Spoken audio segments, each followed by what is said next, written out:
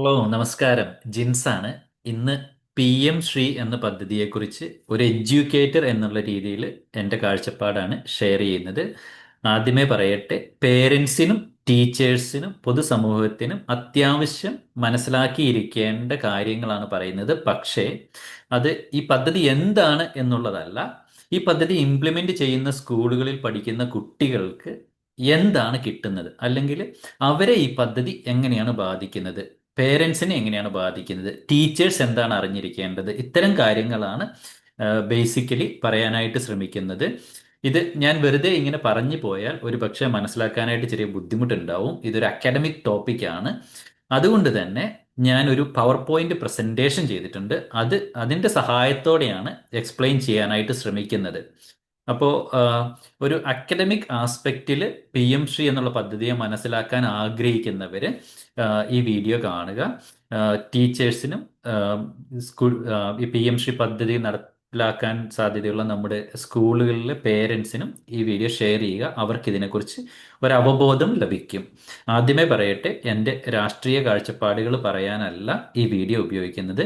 ഇതിനെ ഒരു academic point of വ്യൂവിൽ മാത്രം കാണുക. ഞാൻ പവർ പോയിന്റ് ഒന്ന് ഷെയർ ചെയ്തോട്ടെ.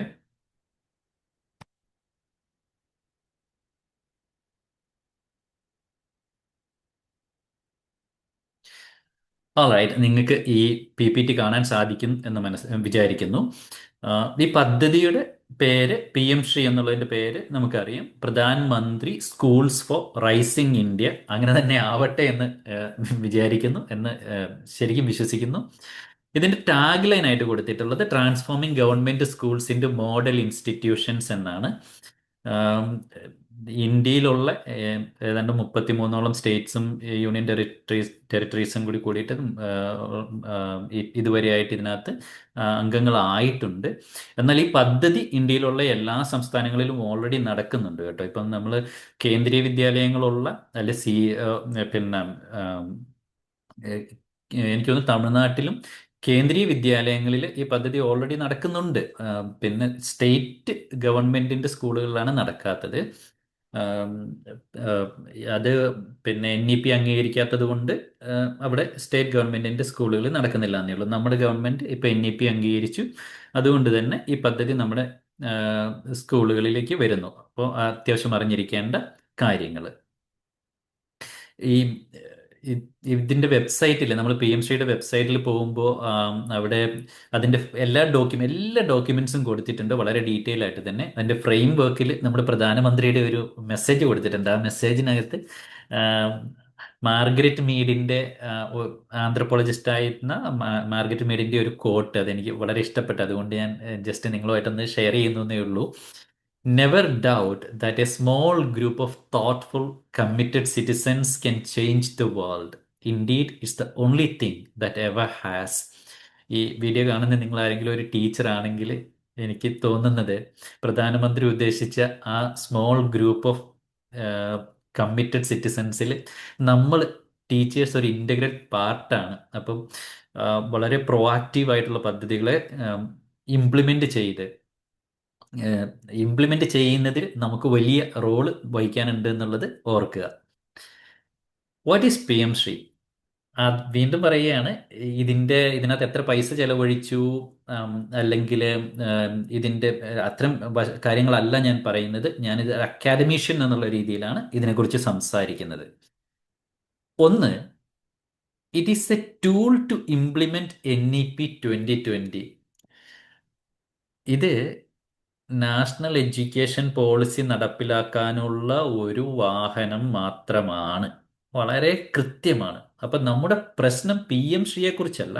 ഈ പിന്നെ ഗവൺമെന്റുകളൊക്കെ പറയുന്ന പ്രശ്നം, അല്ലെങ്കിൽ രാഷ്ട്രീയത്തിൽ ഉള്ള ആൾക്കാർ പറയുന്ന പ്രശ്നം, അവരുടെ പ്രശ്നം NEP കുറിച്ചാണ്. കാരണം ശ്രീ എന്ന് പറഞ്ഞാൽ ഗവൺമെന്റിന് നല്ലതാണല്ലോ, ഒത്തിരി ഫണ്ട് കിട്ടുന്ന നല്ല കാര്യമല്ലേ. NEP എന്തോ പ്രശ്നമുണ്ട് എന്നാണ് അവർ പറയുന്നത്. ആ എന്തെങ്കിലും പ്രശ്നമുണ്ട് എന്നുള്ളത് ഉണ്ട് എന്ന് പറയുന്ന ആൾക്കാരാണ് പറയേണ്ടത് വ്യക്തമായിട്ടും, ഇന്നതാണ് NEPയുടെ പ്രശ്നം എന്നുള്ളത്. ഞാനൊരു പക്ഷേ കുറച്ചുകൂടി നാളുകൾക്ക് ശേഷം NEP കുറിച്ചുള്ള ഒരു വീഡിയോ ചെയ്യാം. ഞാൻ NEPയുടെ ഒരു റിസോഴ്സ് പേഴ്സൺ ആയിട്ടൊക്കെ മുമ്പ് വർക്ക് ചെയ്തിട്ടുണ്ടായിരുന്നു. മറ്റ് ടീച്ചേഴ്സിന് NEPയുടെ ക്ലാസ് എടുക്കാനൊക്കെ പോയിട്ടുണ്ടായിരുന്നു. അപ്പോൾ കുറച്ചൊരു ഐഡിയ ഉണ്ട് എനിക്ക്. ഞാൻ പിന്നീട് ഒരു സെഷനിൽ അതിനെക്കുറിച്ച് പറയാം ഒരു വീഡിയോയിൽ. ഇപ്പം മനസ്സിലാക്കുക, പി എം ശ്രീ എന്ന് പറയുന്നത് NEP നടപ്പാക്കാനുള്ള ഒരു ടൂള്, ഒരു വഴി മാത്രമാണ്. ഒന്ന്. രണ്ട്, ഈ PM ശ്രീ സ്കൂളുകൾ എന്ന് പറയുന്നത് NEP നടപ്പാക്കുന്ന സ്കൂളുകളുടെ എക്സംപ്ലർ സ്കൂൾസ് ആണ്. എന്ന് പറയുന്ന ഒരു സ്കൂളിൽ NEP നടപ്പാക്കി കഴിഞ്ഞാൽ അവിടെ എങ്ങനെ ഇരിക്കും എന്നുള്ളത് മറ്റ് സ്കൂളുകൾക്ക് കാണിച്ചു കൊടുക്കാനായിട്ടുള്ള ഒരു വഴിയാണ് ഈ PM ശ്രീ സ്കൂൾസ് എന്ന് പറയുന്നത്. They are nothing but exemplar schools. It will tell you how a school should be based on NEP. അതാണ്. ഇനി schools will belong to the community. അതിനകത്ത് ഫ്രെയിംവർക്കിനകത്ത് ഉപയോഗിക്കുന്ന ഒരു ടേം ഇതാണ്, സമാജിക് ചേതന കേന്ദ്ര എന്നുള്ള രീതിയിൽ സ്കൂൾസ് പ്രവർത്തിക്കും എന്നുള്ളതാണ്. എനിക്കത് വളരെ നല്ലൊരു ആശയമായിട്ടാണ് തോന്നിയത്. അതായത് നോക്കൂ, നമ്മൾ ഒത്തിരി പൈസ മുടക്കി ഒരു സ്കൂളിൽ കുറേ, ഇപ്പം പ്ലേ ഗ്രൗണ്ട് ആയിക്കോട്ടെ, ലൈബ്രറി ആയിക്കോട്ടെ, ഒത്തിരി ഫെസിലിറ്റീസ് നമ്മൾ കൊണ്ടുവരും, വലിയ ലാബുകളായിക്കോട്ടെ എല്ലാം കൊണ്ടുവരും. ഇപ്പോൾ അടൽ ടിങ്കറിംഗ് ലാബുകളൊക്കെ ഒരുപാട് സ്കൂളുകളിൽ ഓൾറെഡി ഉണ്ട്. പക്ഷേ PM ശ്രീ സ്കൂളുകളിൽ മസ്റ്റായിട്ടുണ്ടാവും. അപ്പോൾ ഇതുകൊണ്ട് ഈ സ്കൂളിൽ പഠിക്കുന്ന കുട്ടികളല്ലാത്തവർക്ക് എന്താണ് ഗുണം, സൊസൈറ്റിക്ക്, കമ്മ്യൂണിറ്റിക്ക് എന്താണ് ഗുണം? അപ്പോൾ ഈ PM ശ്രീ സ്കൂളുകൾ, they have to be open to the society. അവരുടെ ഫെസിലിറ്റീസ് ഒക്കെ കുട്ടികൾ ഉപയോഗിക്കാത്ത സമയത്ത് കമ്മ്യൂണിറ്റിക്ക് വേണ്ടി തുറന്നു കൊടുക്കേണ്ടതായിട്ടുണ്ട്. അപ്പോൾ അത് ഒരു നല്ല കാര്യമായിട്ടാണ് തോന്നുന്നത്. മറ്റൊന്ന്, linkage with sector skill councils and local industry. അതായത് PM ശ്രീ സ്കൂളുകളുള്ള സ്ഥലത്തെ ഇൻഡസ്ട്രിയുമായിട്ട് വളരെ നല്ല രീതിയിലുള്ള ബന്ധം ഈ സ്കൂളുകൾ സ്ഥാപിക്കേണ്ടതായിട്ടുണ്ട്. അത് കുട്ടികൾക്ക് നല്ലതായിരിക്കും. അവരുടെ കരിയറിനെ കുറിച്ച് മനസ്സിലാക്കാനും കാര്യങ്ങളൊക്കെ ഒരു നല്ല കാര്യമാവാനാണ് സാധ്യത. മറ്റൊന്ന്, ഇത് ഈ PM ശ്രീയുടെ ഒരു ഡോക്യുമെന്റിലും എടുത്ത് പറയുന്നില്ല. പക്ഷെ ഞാനത് വായിച്ചു നോക്കിയപ്പോൾ എനിക്ക് മനസ്സിലായത് it is in line with SDGs എന്നുള്ളതാണ്. സസ്റ്റൈനബിൾ ഡെവലപ്മെന്റ് ഗോൾസുമായിട്ട് നന്നായിട്ട് അലൈൻ ചെയ്ത് തന്നെയാണ് ഈ PM ശ്രീ സ്കൂളുകൾ പ്രവർത്തിക്കാൻ പോകുന്നത്. നമ്മൾ ഉപയോഗിക്കുന്ന ടേം ഗ്രീൻ സ്കൂൾസ് എന്നാണ്. Whatever is the term എന്തായാലും the really align with SDGs. Um, പിന്നെ വളരെ വളരെ പോസിറ്റീവായിട്ട് നമ്മൾ നേരത്തെ ചെയ്യേണ്ടിയിരുന്ന, ഒത്തിരി നേരത്തെ ചെയ്യേണ്ടിയിരുന്ന ഒരു കാര്യമായിട്ട് തോന്നുന്ന ഒരു കോൺസെപ്റ്റാണ് ഈ PM Shri schools CWSN friendly schools ആവണം. അതായത് children with special needs friendly school ആവണം. Children with special needs friendly school. ഒന്ന് മനസ്സിലാക്കണം, ഇൻക്ലൂസിവിറ്റി NEPയുടെ വളരെ കോർ ആയിട്ടുള്ള ഒരു ഫിലോസഫിയാണ് ഇൻക്ലൂസിവിറ്റി. എല്ലാവരും ഇൻക്ലൂഡ് ചെയ്ത് ആണ് എഡ്യൂക്കേഷൻ നടക്കേണ്ടതെന്നുള്ളത്. ഇപ്പോൾ നമ്മുടെ നാട്ടിൽ സാമ്പത്തികമായ ബുദ്ധിമുട്ടുള്ളത് കൊണ്ട് പല സ്കൂളുകളിലും, ഞാനൊക്കെ വർക്ക് ചെയ്തിട്ടുള്ള പല സ്കൂളുകളിലും, ഇന്ത്യക്കകത്ത് വർക്ക് ചെയ്തിട്ടുള്ള പല സ്കൂളുകളിലും 2 നില 3 നില സ്കൂളുകളുണ്ട്, അല്ലെ 4 നിലയൊക്കെയുള്ള സ്കൂൾ കെട്ടിടങ്ങൾ ഉണ്ടാവും. പക്ഷെ ലിഫ്റ്റ് ഉണ്ടാവില്ല, ഒരു റാമ്പ് ഉണ്ടാവില്ല. അപ്പം ഒന്ന് ആലോചിച്ച് നോക്കൂ, ഒരു കാല് വയ്യാത്ത കുട്ടിയാണെങ്കിൽ എങ്ങനെ ഒരു ക്ലാസ്സിലേക്ക് പോകും? അപ്പം ഞങ്ങളൊക്കെ ചെയ്തിരുന്നത്, അങ്ങനെ ഒരു കുട്ടി ഉണ്ടെങ്കിൽ ആ ക്ലാസ്സിനെ മുഴുവൻ താഴത്തെ നിലയിൽ എവിടെയെങ്കിലും ഒരു ക്ലാസ് കൊടുക്കുക എന്നുള്ളതാണ്. പക്ഷെ ഒരു ലാബിൻ്റെ കാര്യം വരുമ്പോൾ, അല്ല മറ്റു ഫെസിലിറ്റിയുടെ കാര്യം വരുമ്പോൾ അവർക്ക് വലിയ ബുദ്ധിമുട്ടാണത്. അപ്പോൾ ഈ PM Shri schools CWSN friendly schools ആയിരിക്കും. അവർ വളരെ മൈനോറിറ്റി ആയിട്ടുള്ള കുട്ടികളായിരിക്കും അങ്ങനെ ഉള്ളത് ഒരു ക്ലാസ് എടുത്തു കഴിഞ്ഞാൽ, അല്ലെങ്കിൽ ഒരു സ്കൂൾ എടുത്തു കഴിഞ്ഞാൽ. പക്ഷെ അവർ നമ്മുടെ സൊസൈറ്റിയുടെ ഒരു ഇൻറ്റഗ്രൽ പാർട്ടാണ്. എത്രയോ അധികം കോൺട്രിബ്യൂട്ട് ചെയ്യാനും കൂടി സാധിക്കുന്ന ആൾക്കാരാണ്. അപ്പം അവർക്ക് പ്രോപ്പറായിട്ടുള്ള എഡ്യൂക്കേഷൻ കൊടുക്കുക. അതിപ്പം അങ്ങനെയുള്ള ഇപ്പോൾ PM ശ്രീ സ്കൂളുകൾ വരുന്ന അവിടുത്തെ പേരൻസ് ഇതൊക്കെ ഓർത്തിരിക്കണം. സ്കൂളിൽ ഈ റാം സൗകര്യമൊന്നും ഇല്ലെങ്കിൽ ഡെഫിനറ്റ്ലി, ഒന്ന് റാം സൗകര്യം ഇല്ലെങ്കിൽ ഇതിന് പെർമിഷൻ കൊടുക്കാൻ പാടില്ല എന്നാണ് നിയമം. അങ്ങനെ പക്ഷെ വന്നിട്ടുണ്ടെങ്കിൽ അത് സ്കൂൾ അധികാരികളുടെ ശ്രദ്ധയിൽപ്പെടുത്തണം. മറ്റൊന്ന്, 21st സെഞ്ച്വറി സ്കിൽസ് ഈ PM ശ്രീ സ്കൂൾസ് എല്ലാം മസ്റ്റായിട്ട് ഫോക്കസ് ചെയ്യേണ്ട ഒരു കാര്യമാണ്. അതിനെക്കുറിച്ച് കുറച്ചുകൂടി ഡീറ്റെയിൽസ് ആയിട്ട് പിന്നീട് വരുന്നുണ്ട്. അപ്പോൾ ഒരു ക്വിക്കായിട്ടൊരു കാര്യം ഒന്ന് ജസ്റ്റ് പറഞ്ഞു പോവുകയാണെങ്കിൽ, ഇപ്പം ഈ നമ്മൾ കൊളാബറേഷൻ, ക്രിട്ടിക്കൽ തിങ്കിങ്, അതൊക്കെയാണല്ലോ ഈ 21st സെഞ്ച്വറി സ്കിൽസ് എന്ന് പറയുന്നത്. അപ്പോൾ ഈ നമ്മൾ ക്രിട്ടിക്കൽ തിങ്കിങ് കുട്ടികൾക്ക് നന്നായിട്ട് കിട്ടിയാൽ, ഒരു പക്ഷേ നമ്മൾ ഈ പറയുന്ന പല ഈ ആശയങ്ങളെ കുത്തിത്തിരുകാനുള്ള സംഭവങ്ങൾ എന്നൊക്കെ പറയാറുണ്ടല്ലോ, വിദ്യാഭ്യാസം, അതിനൊക്കെ കുട്ടികൾ തന്നെ ചോദ്യം ചെയ്യുന്ന ഒരു കാലഘട്ടത്തിലേക്ക് വന്നോളൂ. നമ്മളത് വലിയ ടെൻഷൻ എടുക്കണം എന്നുള്ളത് ആലോചിക്കേണ്ട കാര്യമാണ്. ഓക്കെ, പെഡഗജിയുമായിട്ട് ബന്ധപ്പെട്ട് പറയുന്നത്, the pedagogy adopted in these schools will be more experiential, holistic, integrated, play or toy based, especially for particularly in the foundational years, inquiry driven, discovery oriented, learner centred, discussion based, flexible and enjoyable. The focus will be on the learning outcomes of every child in every grade. നോക്കൂ, നമുക്ക് കുറേ നാൾ മുമ്പ് DPEP എന്ന് പറഞ്ഞിട്ട് പദ്ധതി ഉണ്ടായിരുന്നില്ലേ? ഒരു വളരെ എക്സലൻ്റ് ആയിട്ട് ഉള്ളൊരു പദ്ധതി ആണെന്ന് നമ്മുടെ സമൂഹം ജനറലി അംഗീകരിച്ചാണ്. പക്ഷെ വർക്കായില്ല. അതിൽ നമ്മൾ കണ്ടിരുന്ന ഒരുപാട് കാര്യങ്ങൾ അത് ഇവിടെയും നമുക്ക് കാണാനായിട്ട് സാധിക്കും. പ്രാക്ടിക്കൽ വിദ്യാഭ്യാസത്തെക്കുറിച്ചാണ് പറയുന്നത്. അപ്പം ഇതിൻ്റെ ഫ്രെയിം വർക്കിൽ പറയുന്നത്, ഒന്ന്, കുട്ടികൾക്ക് പ്രാക്ടിക്കലായിട്ടുള്ള, എക്സ്പീരിയൻഷ്യൽ ആയിട്ടുള്ള വിദ്യാഭ്യാസം കൊടുക്കണമെന്നുള്ളതാണ്. അപ്പോൾ ഇതിന് 3 ആസ്പെക്ട്സ്, ഒരു കുട്ടിയുടെ ഗ്രോത്തിന് 3 ആസ്പെക്ട്സ് ആണ് NEP കാണുന്നത്. കോഗ്നിറ്റീവ്, അഫക്റ്റീവ്, സൈക്കോമോട്ടർ എന്ന് പറഞ്ഞാൽ ഭൗതികമായത്, മാനസികമായ, ശാരീരികമായ വളർച്ച. ഇത് 3ഉം ഒരുപോലെ ഇമ്പോർട്ടൻ്റ് ആയിരിക്കും. അപ്പോൾ ഒരു കുട്ടി ഈ ഭൗതികവും മാനസികവും ശാരീരികവുമായി വളരുന്നുണ്ട് എന്ന് ഒരു പേരന്റ് എങ്ങനെ മനസ്സിലാക്കും?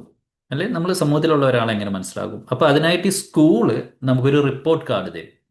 അതിന് ഹോളിസ്റ്റിക് റിപ്പോർട്ട് കാർഡ് എന്നാണ് പറയുന്നത്. ഈ ഹോളിസ്റ്റിക് റിപ്പോർട്ട് കാർഡിനെ കുറിച്ച് NEP-യിൽ പറയുന്ന ഒരു സ്റ്റേറ്റ്മെന്റ് ഞാൻ കോട്ട് ചെയ്തിട്ടുണ്ട്. The Progress card will be a holistic 360-degree multi-dimensional report that reflects in great detail the progress as well as the uniqueness of each learner in the cognitive, affective and psychomotor domains. നമുക്ക് മുമ്പൊക്കെ, ഇപ്പൊക്കെ പല സ്കൂളുകൾ, CBSE സ്കൂളുകളൊക്കെ already holistic report കാർഡിലേക്ക് മാറി. CBSE ICSE സ്കൂളുകളൊക്കെ, state സ്കൂളുകളും നമ്മുടെ സ്റ്റേറ്റിലൊക്കെ കുറേ ഹോളിസ്റ്റിക് 360 ഡിഗ്രി എന്ന് തന്നെ വേണം പറയാം, നമുക്ക് മാറിയിട്ടുണ്ട്. ഒന്ന്, ഈ ഒരു കുട്ടിക്ക് ഒരു പരീക്ഷ ഇട്ടു, അതിൽ ഇത്ര മാർക്ക് കിട്ടി, ഇത് മാത്രമാണ് നമുക്ക് ഇതുവരെയായിട്ടും ജസ്റ്റ് സേ സാധാരണഗതിയിൽ ഒരു റിപ്പോർട്ട് കാർഡിൽ നിന്ന് കിട്ടിയിട്ടുള്ളത്. ഇപ്പോൾ 100-ൽ 60 ആ മാർക്ക് കിട്ടി, നമുക്കത് മാത്രമേ മനസ്സിലാവൂ.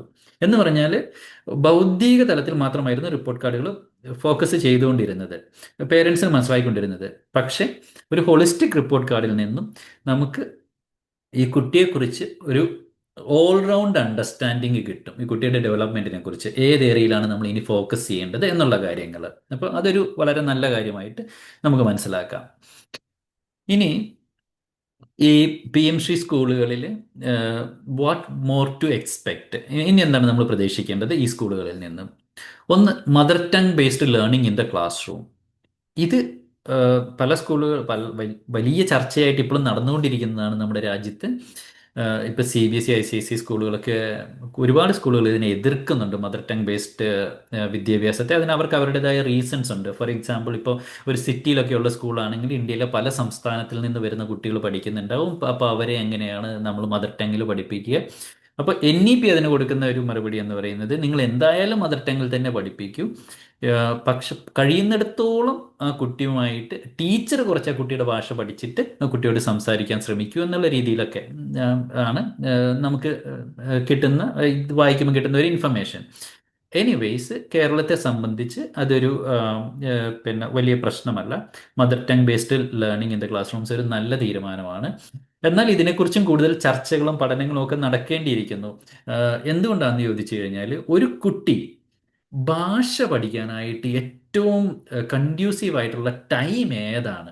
അതൊരു ക്വസ്റ്റ്യൻ ആണ്. അതായത് നമ്മൾ ജനറലി മനസ്സിലാക്കുന്നത്, ഇപ്പം ഞാനൊക്കെ എൻ്റെ ഒക്കെ കുട്ടികളുടെ കാര്യത്തിൽ എടുത്തു കഴിഞ്ഞാൽ, അവർ ഇപ്പം ഹിന്ദിയൊക്കെ സാമാന്യം പറയും.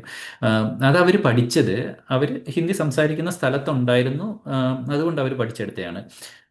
പക്ഷെ അവർ ചെറിയ പ്രായത്തിലായിരുന്നു അത് പഠിച്ചത്. അപ്പോൾ കുട്ടിക്ക് ഭാഷ പഠിക്കാനായിട്ട് ഏറ്റവും നല്ലത് ചെറിയ പ്രായമാണ്. അങ്ങനെയെങ്കിൽ ആ ചെറിയ പ്രായത്തിൽ തന്നെ നമ്മൾ മറ്റ് ഭാഷകൾ ഇൻട്രൊഡ്യൂസ് ചെയ്യണ്ടേ എന്നുള്ള ഒരു ക്വസ്റ്റ്യൻ ഉണ്ട്. അപ്പം എഡ്യൂക്കേഷൻ മദർ ടങ്ങിലാണെങ്കിലും മറ്റു ഭാഷകളും ഇൻട്രൊഡ്യൂസ് ചെയ്യാമെന്ന് NEP പറയുന്നുണ്ട്. അത് ചെയ്തുകൂടാ എന്നൊന്നുമില്ല. ഓക്കെ, എനിവേയ്സ്, ഒന്ന് മദർ ടങ്ങിന് നല്ല പ്രാധാന്യം കൊടുത്തിട്ടാണ് ഈ വിദ്യാഭ്യാസ രീതി മുന്നോട്ട് വരുന്നത്, എസ്പെഷ്യലി ചെറിയ ക്ലാസ്സുകളിൽ. ഇനി മറ്റു കുറച്ച് കാര്യങ്ങൾ. ഇത് മുമ്പ് ഞാൻ പറഞ്ഞതാണ്, എക്സ്പീരിയൻഷ്യൽ ലേണിംഗ് ആണ് ഈ നടക്കുന്നത് എന്നുള്ള കാര്യം. കുട്ടികൾ പ്രാക്ടിക്കൽ ആയിട്ടുള്ള എക്സ്പീരിയൻഷ്യൽ ആയിട്ടുള്ള ലേണിംഗ് ഓപ്പർച്യൂണിറ്റീസ് ആണ് കിട്ടുക. പ്രൊജക്റ്റ് അല്ലെങ്കിൽ ആക്ടിവിറ്റി ബേസ്ഡ് ലേണിംഗ്, ഇതൊക്കെ ഓൾറെഡി ഒരുപാട് സ്കൂളുകളിൽ നടക്കുന്നതാണ്. ഒത്തിരി തടസ്സങ്ങളുമുണ്ട് ഇതിനൊക്കെ. അതായത് ഗവൺമെന്റ് ഫോക്കസ് ചെയ്യേണ്ട ചില കാര്യങ്ങളിൽ ഫോക്കസ് ചെയ്യുന്നില്ല എന്നും വേണേൽ പറയേണ്ടതായിട്ട് വരും. അതായത് number of students in A class. ഇപ്പം നമ്മുടെ രാജ്യത്തെ ഒരു നിയമം അനുസരിച്ച് ഒരു ക്ലാസ്സിൽ 40 കുട്ടികളാവാം എന്നുള്ളതാണ്. 40 കുട്ടികളെ വെച്ചിട്ട് ഒരു പ്രൊജക്റ്റ് ചെയ്യുക എന്ന് പറഞ്ഞാൽ എളുപ്പമല്ല. അല്ലെങ്കിൽ ഒരു എക്സ്പീരിയൻഷ്യൽ ലേണിംഗ് ഓപ്പർച്യൂണിറ്റി ഒരു 40 മിനിറ്റ് ആണല്ലോ ഒരു പീരീഡ് എന്ന് പറയുന്ന നാട്ടിലെ. അപ്പോൾ അത് അത്ര എളുപ്പമല്ല ഞങ്ങൾ ടീച്ചേഴ്സിനെ സംബന്ധിച്ച്. ബട്ട് PMC സ്കൂൾസിൽ NEP അനുസരിച്ച് ഇതൊക്കെ എൻകറേജ് ചെയ്യുന്നു എന്നുള്ളതാണ്. Art integrated pedagogy, sports integrated pedagogy, beautiful concepts ആണ് കേട്ടോ. ഇതൊക്കെ നമ്മൾ ചെയ്ത് നോക്കിയിട്ട് ദിസ് ഈസ് റിയലി ഗുഡ് എന്ന് തോന്നിയതുകൊണ്ടാണ് ഇത് നല്ലതെന്ന് പറയുന്നത്. അല്ലാണ്ട് ഇതിന് ഇപ്പോൾ ആർട്ട് ഇൻ്റഗ്രേഷൻ എന്തിനാണ് പിള്ളേർ പടം വരയ്ക്കാൻ? പടം വര മാത്രമല്ല ആർട്ട് ഇൻ്റഗ്രേഷനിൽ ഇതിനകത്ത് അഭിനയിക്കുന്നത് വരും, ഡാൻസ് വരും, അങ്ങനെയുള്ള എല്ലാ ആർട്ടിൻ്റെ എല്ലാ ആർട്ട്, ഫൈൻ ആർട്സ് എന്നൊക്കെ നമ്മൾ പറഞ്ഞ എല്ലാ സാധനങ്ങളും അതിനകത്ത് ഇൻക്ലൂഡ് ചെയ്യാം. അക്കാദമിക്സിലേക്ക് കൊണ്ടുവരാൻ സാധിക്കും എന്നുള്ളതാണ്. അതിലൂടെയൊക്കെ പഠിക്കാൻ സാധിക്കും എന്നുള്ളതാണ്. അതുപോലെ toy based pedagogy, game based pedagogy, story telling based pedagogy, കുട്ടിയുടെ ഏജ് അനുസരിച്ച് പഠിപ്പിക്കുന്ന കോൺസെപ്റ്റ് അനുസരിച്ച് ടീച്ചറിന് ഇതൊക്കെ ചൂസ് ചെയ്യാനായിട്ട് സാധിക്കും. ലാൻഡ് ബേസ്ഡ് ടീച്ചിങ്, ഇത് ഞാൻ ആദ്യമായിട്ട് ഈ കോൺസെപ്റ്റ് കേൾക്കുന്നത് ഈ ഫ്രെയിം വർക്കിലാണ്, ഈ PMCയുടെ ഫ്രെയിം വർക്കിലാണ് ഇത് അറ്റ്ലീസ്റ്റ് ടച്ച് ഇത് ഇങ്ങനെയും ഒരു സംഭവമാകാമോ എന്ന് എനിക്ക് തോന്നുന്നത്. ലാൻഡ് ബേസ്ഡ് പെഡഗജി എന്ന് പറഞ്ഞാൽ നമ്മൾ കുട്ടിയുടെ സ്കൂളുള്ള സ്ഥലം, അവിടുത്തെ ഒരു ജിയോഗ്രഫി ഉണ്ടല്ലോ, കുട്ടി ആദ്യം അതിനെക്കുറിച്ച് മനസ്സിലാക്കും. അതായത് ചുരുക്കി പറഞ്ഞു കഴിഞ്ഞാൽ നമ്മുടെ വയനാട്ടിലുള്ള കനവെന്ന് പറഞ്ഞ ഇൻസ്റ്റിറ്റ്യൂട്ടിനെ കുറിച്ച് കേട്ടിട്ടുള്ളവർക്കറിയാം, അല്ലെങ്കിൽ സരങ് സാറിൻ്റെ ഇൻസ്റ്റിറ്റ്യൂട്ടിനെ കുറിച്ച് കേട്ടിട്ടുള്ളവർക്കറിയാം. അതൊക്കെ എനിക്ക് തോന്നുന്നു കുറേ ലാൻഡ് ബേസ്ഡ് ടീച്ചിങ് എത്രയോ വർഷങ്ങൾക്ക് മുമ്പ് നല്ല വിദ്യാഭ്യാസ വിചക്ഷർ നമ്മുടെ നാട്ടിൽ കൊണ്ടുവന്നേക്കുന്നതാണ്. പക്ഷെ PMCയിൽ അതുണ്ട്. Vocational skilling, digital learning. School കാലഘട്ടം കഴിഞ്ഞിറങ്ങുന്ന ഒരു കുട്ടി ഏതെങ്കിലും ഒരു സംഭവത്തിൽ ഒരു ഒരു സ്കില്ല് നേടിയെടുത്തിരിക്കണം എന്തിലെങ്കിലും. അത് മസ്റ്റാണ് ഒരു PMC സ്കൂളിൽ. അതുപോലെ ഡിജിറ്റൽ ലേണിംഗ്, ലൈഫ് ലോങ് ലേണിങ്ങിനെ NEP ലൈഫ് ലോങ് ലേണിങ്ങിനെ എൻകറേജ് ചെയ്യുന്നുണ്ട് എന്നുള്ളതാണ് വളരെ നല്ല കാര്യമാണ്. ഇപ്പം നമ്മൾ പുതിയതായിട്ട് കാര്യങ്ങൾ പഠിച്ചുകൊണ്ടിരുന്നില്ല എങ്കിൽ തീർച്ചയായിട്ടും ഏത് ഫീൽഡിലുള്ള ആളാണെങ്കിലും ഇപ്പോഴത്തെ കാലഘട്ടത്തിൽ ഫീൽഡ് ഔട്ട് ആവാനായിട്ട് ഒരു 5 വർഷത്തെ താമസമൊക്കെ വേണ്ടി വരുള്ളൂ പുതിയതായിട്ട് പഠിച്ചുകൊണ്ടിരുന്നില്ലെങ്കിൽ. അപ്പോൾ ഒരു സ്കില്ലായിട്ട് ലൈഫ് ലോങ് ലേണിങ്ങിനെ കൂടി ഡിജിറ്റൽ ലേണിങ്ങിനെയും കൂടി ഇതിനകത്ത് കൊണ്ടുവരുന്നുണ്ട്. പിന്നെ ട്രാൻസ് ഡിസിപ്ലിനറി ലേണിംഗ് എക്സ്പീരിയൻസസ്, അതായത് ടീച്ചേഴ്സിന് കൊളാബറേറ്റീവായിട്ട് പഠിപ്പിക്കാനുള്ള ഒരു എൻകറേജ്മെൻറ്റ് നമുക്ക് ഇതിനകത്ത് കാണാം. ഇപ്പം ഞാൻ പഠിപ്പിക്കുന്നത് മാത്താണ്, അതുകൊണ്ട് ഞാൻ മാത്ത് മാത്രമേ പഠിപ്പിക്കൂ അങ്ങനെയല്ല. മാത്ത് ടീച്ചറും ഇംഗ്ലീഷ് ടീച്ചറും അല്ലെങ്കിൽ സയൻസ് ടീച്ചറും ഒക്കെ ഇവർക്ക് ഒന്നിച്ച് പഠിപ്പിക്കാൻ പറ്റുന്ന കോൺസെപ്റ്റ്സ് ഉണ്ടാവും, ഇവർക്ക് ഒന്നിച്ച് ലെസൺ പ്ലാൻ ചെയ്യാൻ പറ്റുന്ന കോൺസെപ്റ്റ്സ് ഉണ്ടാവും. അതിൽ അവർ ഒന്നിച്ച് തന്നെ വർക്ക് ചെയ്ത്, അപ്പോൾ കുട്ടിയെ സംബന്ധിച്ച് ഫോക്കസ് സബ്ജക്റ്റ് എന്നുള്ളതിലേക്ക് ആയിരിക്കില്ല, കോൺസെപ്റ്റ് എന്നുള്ളതിലേക്കായിരിക്കും. അതാണ് പേരൻസ് മനസ്സിലാക്കേണ്ടത്. നമ്മൾ PMC സ്കൂളുകളിൽ അല്ലെങ്കിൽ CBSE സ്കൂളുകളിലൊക്കെ ഇപ്പോൾ പഠിക്കുന്നവരാണെങ്കിൽ കോൺസെപ്റ്റ് എന്നതിലേക്ക് കൂടുതൽ ഇമ്പോർട്ടൻസ് കൊടുക്കുന്നതായിട്ട് നമുക്ക് കാണാൻ സാധിക്കും. അതുപോലെ കൗൺസിലിംഗ് സൗകര്യം സ്കൂളിൽ. നമ്മുടെ പിന്നെ നാട്ടിൽ എത്രയോ നേരത്തെ വരേണ്ടിയിരുന്നതായിരുന്നു എല്ലാ സ്കൂളുകളിലും ഒരു കരിയർ കൗൺസിലറും ഒരു സൈക്കോളജിക്കൽ കൗൺസിലറും. PMC സ്കൂളുകളിൽ ഇത് രണ്ടും ഉണ്ടാവും, ഒരു കരിയർ കൗൺസിലറും ഉണ്ടാവും, ഒരു സൈക്കോളജിക്കൽ കൗൺസിലറും ഉണ്ടാവും. നമുക്ക് ഇതിൻ്റെയൊക്കെ ഒരു ആവശ്യകതയെക്കുറിച്ച് ഞാൻ പറയാനാണെങ്കിൽ, അതായത് ഇപ്പം ലേണിംഗ് ഡിഫിക്കൽട്ടീസ് ഉള്ള കുട്ടികൾ I M so sorry, learning difficulties ഉള്ള കുട്ടികൾ, അവരെ നമ്മൾ ഇവൻ മടിയനാണ് എന്ന് മാത്രം കണ്ടുകൊണ്ടിരിക്കുന്ന ഒരു സംഭവം ഇപ്പോഴും ഉണ്ട്. എല്ലാവരും നല്ല ഒത്തിരി പേര് നമ്മൾ മാറിയിട്ടുണ്ട്. പക്ഷെ ഈ കുട്ടിക്ക് ശരിക്കും ഒരു ബുദ്ധിമുട്ടുണ്ട്. ഇവന് like his ability to learn is different, ഇവൻ ഡിഫറെൻ്റ്ലി ഏബിൾഡ് ആണ് എന്ന് മനസ്സിലാക്കാതെ അവന് അവനൊരു മണ്ടനാണ്, മടിയനാണ് എന്നുള്ള രീതിയിൽ ബ്രാൻഡ് ചെയ്യുന്ന, ഈസ് ലേസി എന്ന് ബ്രാൻഡ് ചെയ്യുന്ന ഒരു ഇതേ, അതൊക്കെ ഒരു സൈക്കോളജിക്കൽ കൗൺസിലർ ഒരു സ്കൂളിലുണ്ടെങ്കിൽ കുട്ടികൾക്ക് ഈ തെറപ്പീസ്, ഇപ്പോൾ ഓക്യുപേഷണൽ തെറപ്പി പോലുള്ള തെറപ്പീസ് ഒക്കെ കിട്ടാനുള്ള സൗകര്യം വന്നു കഴിഞ്ഞാൽ കുറേ മാറും. ഓക്കെ. ഇനി ഇതിന്റെ അസസ്മെന്റുമായിട്ട് ബന്ധപ്പെട്ടാണ് പറയുന്നത്. PM ശ്രീ സ്കൂളുകളിൽ കുട്ടികൾക്ക് പരീക്ഷ എങ്ങനെയാണ് നടക്കുന്നത്? 3 ടൈപ്പാണ് അസസ്മെന്റ് ഉള്ളത്: assessment of learning, assessment for learning, assessment as learning. ഈ അസസ്മെന്റ് ഓഫ് ലേണിംഗ്, ഒന്നാമത്തേത് അസസ്മെന്റ് ഓഫ് ലേണിംഗ് എന്ന് പറഞ്ഞാൽ സമ്മേറ്റീവ് എക്സാം ആണ് ബേസിക്കലി. അതായത് നമ്മളൊക്കെ ചെയ്തു വന്ന എക്സാം. ഒരു ടേം കഴിയുമ്പോൾ അല്ലെങ്കിൽ ഒരു വർഷം കഴിയുമ്പോൾ ഒരു പരീക്ഷ ഇടുന്നു. ആ പരീക്ഷ ഇട്ടിട്ട് നമുക്കൊരു മാർക്ക് തരും. എന്തേരം പഠിച്ചിട്ടുണ്ട് എന്ന് നമുക്ക് മനസ്സിലാവും, പേരൻസിന് മനസ്സിലാവും. ഓക്കെ, ഇവന് 100-70 മാർക്ക് കിട്ടി, ഇവൻ ഇത്രയാണ് പഠിച്ചിട്ടുള്ളത് എന്ന് മനസ്സിലാവും. അതാണ് അസസ്മെന്റ് ഓഫ് ലേണിംഗ് എന്ന് പറയുന്നത്. അസസ്മെന്റ് ഫോർ ലേണിംഗ് എന്ന് പറഞ്ഞാൽ ഈ അസസ്മെന്റിനെ ഒരു ഒരു ഡയഗ്നോസ്റ്റിക് പെർസ്പെക്റ്റീവിൽ കാണുന്നതാണ് അസസ്മെന്റ് ഫോർ ലേണിംഗ്. നമ്മളിപ്പോൾ ഒരു ഡോക്ടറെ എടുത്തു തന്നു കഴിഞ്ഞാൽ ഡോക്ടർ നമുക്ക് ആദ്യം മരുന്ന് തരികയല്ലല്ലോ ചെയ്യുന്നത്, ആദ്യം നമ്മളെ ഡയഗ്നോസ് ചെയ്യുകയല്ലേ ചെയ്യുന്നത്. എന്ന് പറഞ്ഞ പോലെ നമ്മൾ അസസ്മെന്റിനെ, ടീച്ചർ ഇടുന്ന പരീക്ഷകളെ, ഇപ്പോൾ ക്ലാസ് പരീക്ഷയാകാം, പല രീതിയിൽ അസസ്മെന്റ് ചെയ്യും. അതിന് ഒരു ഡയഗ്നോസ്റ്റിക് പെർസ്പെക്റ്റീവിൽ കണ്ടിട്ട്, ഓക്കെ, ഇവനിപ്പോൾ 100-70 മാർക്കാണ് കിട്ടിയത്, ഗുഡ്, ദാറ്റ് മീൻസ് ഇവന് ഈ ബാക്കിയുള്ള 30 മാർക്കിന്റെ കോൺസെപ്റ്റ് ആണ് ഇനി മനസ്സിലാവാനുള്ളത്. അത് ഞാൻ പറഞ്ഞു കൊടുക്കണമെന്ന് ടീച്ചറിന് മനസ്സിലാവും. അത് പഠിപ്പിക്കാനായിട്ട് ഇവനെ ഹെൽപ്പ് ചെയ്യണമെന്ന് പേരൻസിന് മനസ്സിലാവും. ഈ കുട്ടിക്ക് തന്നെ ഒരു സെൽഫ് റിഫ്ലക്ഷനുള്ള ഒരു പോസിബിലിറ്റി ഉണ്ട്. അസസ്മെന്റ് ആസ് ലേണിംഗ് എന്ന് പറഞ്ഞു കഴിഞ്ഞാൽ പഠനവും അസസ്മെന്റും ഒരേ സമയത്ത് നടന്നുകൊണ്ടിരിക്കുകയാണ്. അതൊരു ചൈൽഡ് സെന്റേഡ് കോൺസെപ്റ്റ് ആണ്, child focused, child centred concept ആണ്. ഇപ്പോൾ കുട്ടി ക്ലാസ്സിൽ പഠിച്ചുകൊണ്ടിരിക്കുമ്പോൾ തന്നെ കുട്ടിക്ക് മനസ്സിലാക്കാൻ പറ്റും. ഹീ ക്യാൻ റിഫ്ലക്ട്, സ്വയം ക്വസ്റ്റ്യൻ ചോദിച്ച്, ഓക്കെ ഫൈൻ, ഇതെനിക്ക് കിട്ടി, അല്ലെ ടീച്ചർ ക്വസ്റ്റ്യൻ ചോദിക്കുമ്പോൾ ഇതെനിക്ക് കിട്ടി, ഇത് കിട്ടിയില്ല, ഇതിൽ ഇന്നതാണ് ഞാൻ ചെയ്യേണ്ടത്, ആ രീതിയിൽ. അപ്പോൾ ഇങ്ങനെ 3 തരത്തിലാണ് PM ശ്രീ സ്കൂളുകളിൽ അസസ്മെന്റ് NEP-യുടെ ബേസിൽ നടക്കുന്നത്. ഇനി എന്തൊക്കെ ടൂൾസ് ആണ് അസസ്മെന്റിന് ഉപയോഗിക്കാവുന്നത്? ഞാൻ ഒരു കാര്യം ഇടയ്ക്ക് പറയാൻ വിട്ടുപോയതാണ്. ഈ NEP, ഈ PM ശ്രീയുടെ ഫ്രെയിംവർക്കിൽ പറയുന്ന ഒരു കാര്യമുണ്ട്. ഇതൊരു ഒരു you know done and dusted document അല്ല. എന്ന് പറഞ്ഞു കഴിഞ്ഞാൽ ഈ ഫ്രെയിംവർക്ക് എന്ന് പറയുന്നത് ഒരു കംപ്ലീറ്റ് സാധനമല്ല, ഇതൊരു ഗൈഡ് മാത്രമാണ്. ഇതിലേക്ക് നമുക്ക് ആഡ് ചെയ്യാനും പറ്റും, ഇതിനെ എഡിറ്റ് ചെയ്യാനും പറ്റും.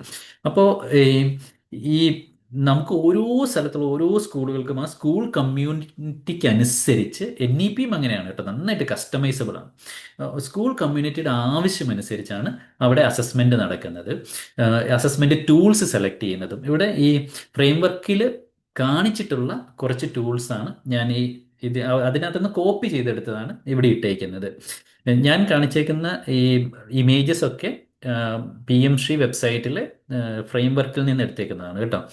അപ്പോൾ എങ്ങനെയാണ് ഒരു കുട്ടി അസസ് ചെയ്യുന്നത്? എന്ത് ടൂൾ ഉപയോഗിക്കാം? ക്വിസ് ആവാം, റിട്ടൺ എക്സാം ആവാം, ഓർ ക്വസ്റ്റ്യനിങ് ആവാം, ഒരു റോൾ പ്ലേ ചെയ്തിട്ടാവാം, ഏത് രീതിയിൽ ഇഷ്ടം പോലെ. അത് ടീച്ചറാണ് ഒരു കോൺസെപ്റ്റ് എങ്ങനെ ഒരു കുട്ടിയെ അസസ് ചെയ്യണം എന്ന് തീരുമാനിക്കുന്നത്. There are so many assessment tools. Just observation ആവാം, ഒരു പോർട്ട്ഫോളിയോ ക്രിയേറ്റ് ചെയ്തിട്ടാവാം, അങ്ങനെ പല രീതിയിൽ അസസ് ചെയ്യാനായിട്ട് സാധിക്കും. ഇനി ഇതിനെ എങ്ങനെയാണ് ഈ PM ശ്രീ സ്കൂളുകളെ മോണിറ്റർ ചെയ്യുന്നത് എങ്ങനെയാണ് എന്നുള്ളത്, ആര് മോണിറ്റർ ചെയ്യും, എങ്ങനെയാണ് ഇതിൻ്റെ ഒരു മോണിറ്റർ, അതായത് സ്കൂളുകൾ നല്ല രീതിയിൽ പ്രവർത്തിക്കുന്നുണ്ടോ എന്ന് എങ്ങനെ മനസ്സിലാക്കാം? ഒന്ന്, നാഷണൽ ലെവലിൽ SQAF, അതിനെക്കുറിച്ച് ഞാൻ അടുത്ത സ്ലൈഡിൽ പറയുന്നുണ്ട്, അപ്പോൾ ഒന്നുകൂടി പറയാം വ്യക്തമായിട്ട്. സ്റ്റേറ്റ് ലെവലിൽ ഡെഫിനറ്റ്ലി SCERT. അപ്പോൾ ഇതിൻ്റെ ഈ കരിക്കുലം ഡെവലപ്മെൻറ്റിൽ SCERTക്ക് ഒരു റോള് ചെയ്യാനുണ്ടോ എന്ന് ചോദിച്ചു കഴിഞ്ഞാൽ വലിയ കാര്യമായിട്ടില്ല. കാരണം NCERT ആണ് സിലബസ് അല്ല കരിക്കുലം സജസ്റ്റ് ചെയ്യുന്നത്. ആ കരിക്കുലം അനുസരിച്ച് വേണമെങ്കിൽ SCERTക്ക് ടെക്സ്റ്റ് ബുക്ക് ഉണ്ടാക്കാൻ സാധിക്കുമായിരിക്കും. അത് പക്ഷേ ഒരു ഡബിൾ വർക്ക് ആവാൻ മാത്രമേ സാധ്യതയുള്ളൂ.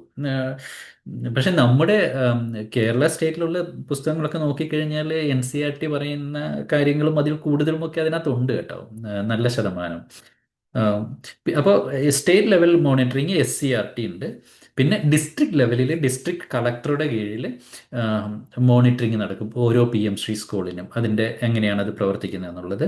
പിന്നെ സ്കൂളിൽ തന്നെ SMC ഉണ്ട്, ഒരു സ്കൂൾ മാനേജ്മെന്റ് കമ്മിറ്റി ഉണ്ട് ഓരോ സ്കൂളിലും. അതിനകത്ത് പേരൻസും ടീച്ചേഴ്സും സ്കൂൾ പ്രിൻസിപ്പളും, സ്കൂൾ പ്രിൻസിപ്പൾ ഒരു പെർമനന്റ് മെമ്പർ ആയിരിക്കും, അങ്ങനെ ബാക്കി ആൾക്കാരെ കൂട്ടിയിട്ട് ഒരു SMC ഉണ്ടാവും. പിന്നെ parents are key stakeholders എന്നുള്ളതാണ്. ഏം, ഈ ഫ്രെയിംവർക്കിന്റെ പല ഭാഗത്തും പേരൻസ് ഒരു റോളിനെ കുറിച്ച് പറയുന്നുണ്ട്. ഒന്ന്, ഇതിന്റെ ഈ സാറ്റിസ്ഫാക്ഷൻ സർവേ ഒക്കെ ചെയ്യുന്ന സമയത്ത് പേരൻസിന് അവരുടെ ഫീഡ്ബാക്ക് കൊടുക്കാനൊക്കെ ആയിട്ടുള്ള അവസരങ്ങളുണ്ട്. They are key stakeholders after students, അങ്ങനെയാണ് മനസ്സിലാക്കുന്നത്. ഓക്കെ, ഞാൻ ആദ്യം പറഞ്ഞ school quality assessment framework, SQAF, ഇതൊക്കെ ഓൾറെഡി നടക്കുന്നതാണ് കേട്ടോ. CBSE സ്കൂളുകളിലും ഇത് ഓൾറെഡി നടക്കുന്നതാണ്, അല്ലെ KVSലൊക്കെ നടക്കുന്നുണ്ടാവും ഇത് ഓൾറെഡി. CBSE സ്കൂളുകളിൽ ഉറപ്പായിട്ടും നടക്കുന്നുണ്ട്. ആം, എങ്ങനെയാണ് school quality assessment framework work ചെയ്യുന്നത്? അത് 6 പില്ലേഴ്സ് ആണ് ഇതിനകത്ത്.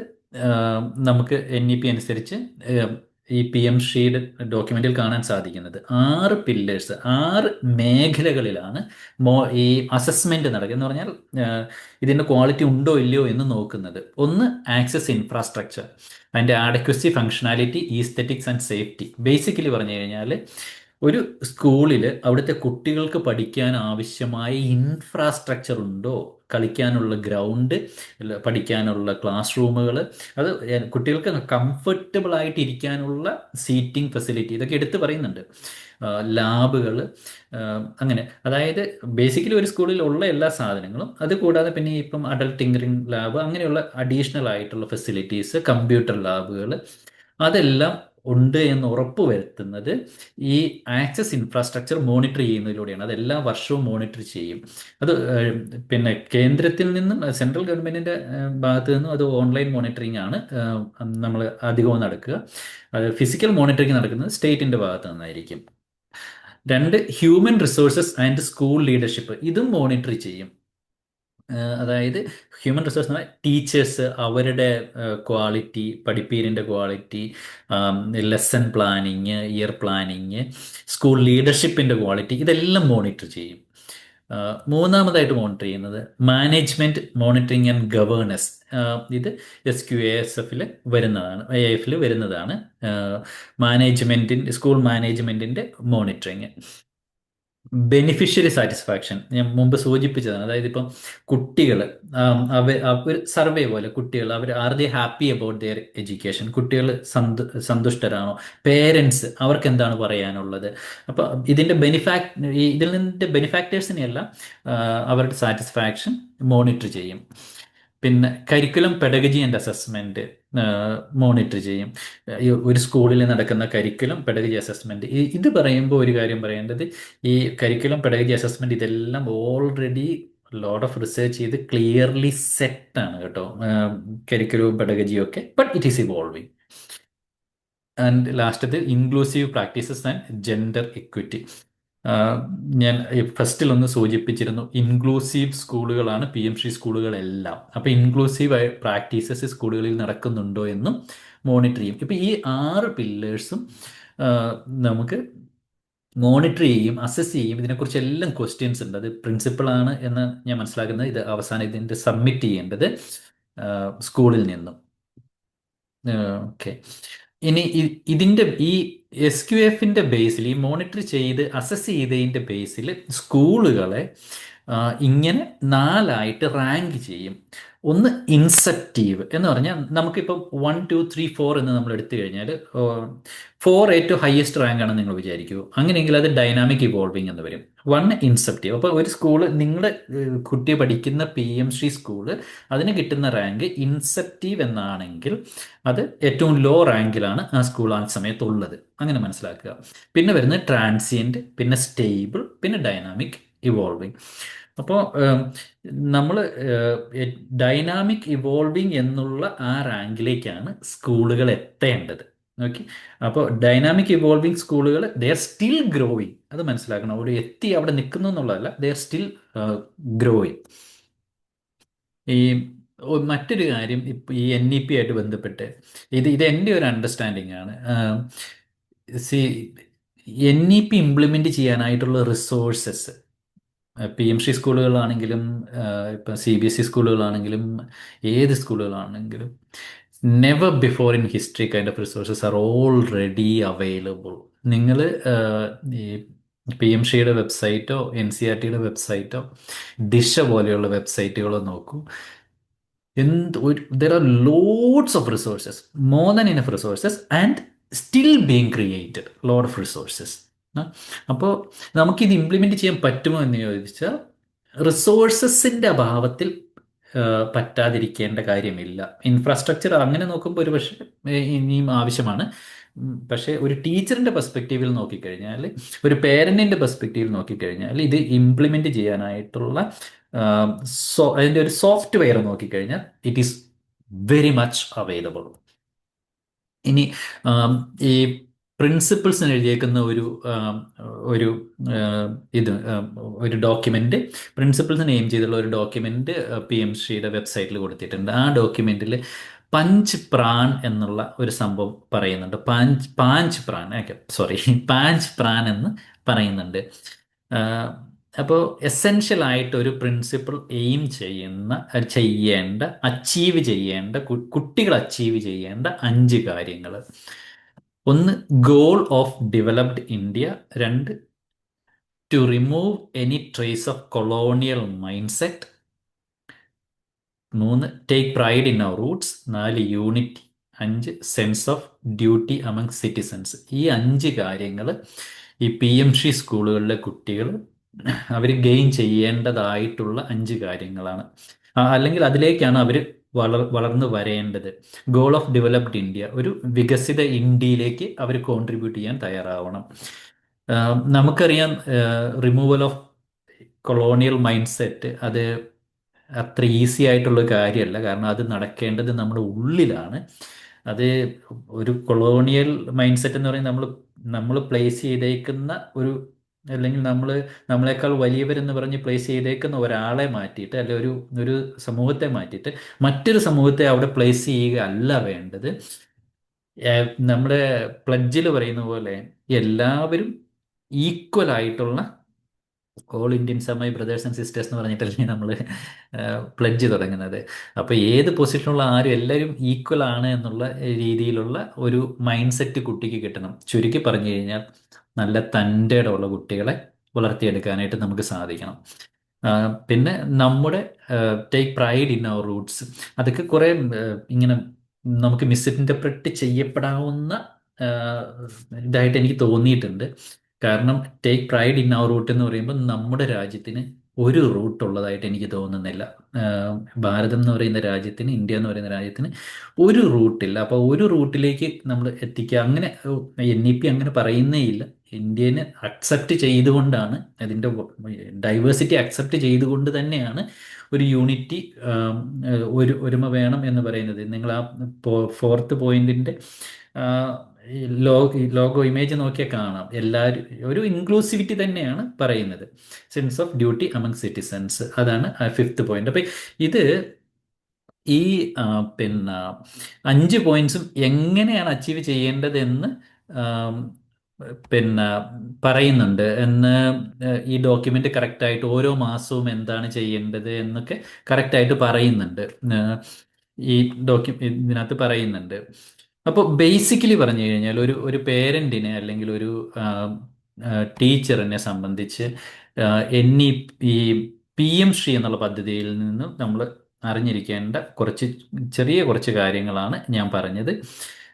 ഡീറ്റെയിൽ ആയിട്ട് NEP ആയിട്ട് ബന്ധപ്പെട്ട് പിന്നീടൊരു വീഡിയോ ചെയ്യാം. പക്ഷേ ഇതിലും കൂടുതൽ സമയം പറഞ്ഞാൽ അത് ഒരാൾക്കും കണ്ടിരിക്കാൻ പറ്റുമെന്ന് തോന്നുന്നില്ല. ഇത് ടീച്ചേഴ്സും പേരൻസും ഒക്കെ മനസ്സിലാക്കാൻ ആഗ്രഹമുള്ളവർ ഇത് മനസ്സിലാക്കുവാനായിട്ട് ഒരു റിസോഴ്സ് എന്തെങ്കിലും നമ്മുടെ യൂട്യൂബിലൊക്കെ കിടക്കട്ടെ എന്ന് കരുതി ചെയ്തതാണ്. എന്തെങ്കിലും സജഷൻസ് ഉണ്ടെങ്കിൽ കമൻറ്റിൽ പറയുക. Thank you very much. And നമുക്ക് let's take India forward. Thank U.